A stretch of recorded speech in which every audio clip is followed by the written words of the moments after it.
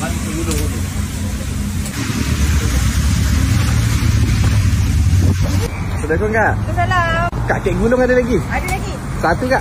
Satu Siapa dek? Kita ada 4 rasa. Pistachio, hazelnut, matcha dengan coklat.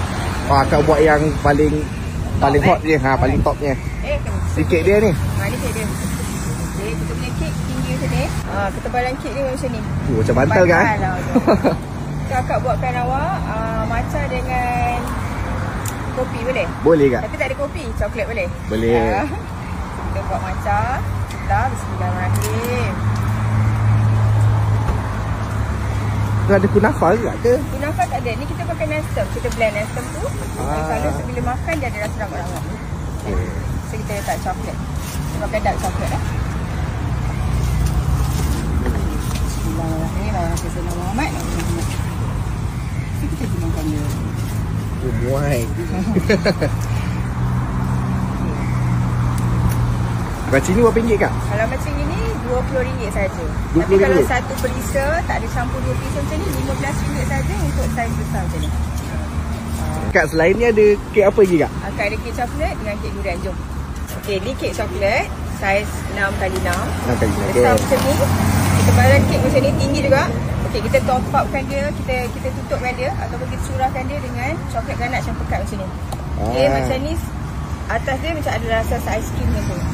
Orang suka overcream pula kan. Okay, macam ni kita letakkan dia dengan chocolate rice. Macam ni harga dia RM15 saja. RM15. Okay. Lepas tu lagi satu, yang ni bermusim tau.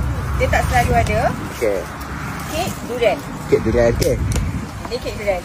Ni durian apa Kak? Ni bawah dia vanilla biasa. Yang ini kita pakai durian kahwin. Durian campur lah. Okay. Durian campur ada. Oh, ni topping ni durian ni? Yes, durian. Okay. Yang nampak tak? Jadi ni semua durian. Tapi rasa dia lebih ke arah serawa lah. Bukan rasa krim-krim. Kat sini berapa? Macam ni 20. 20.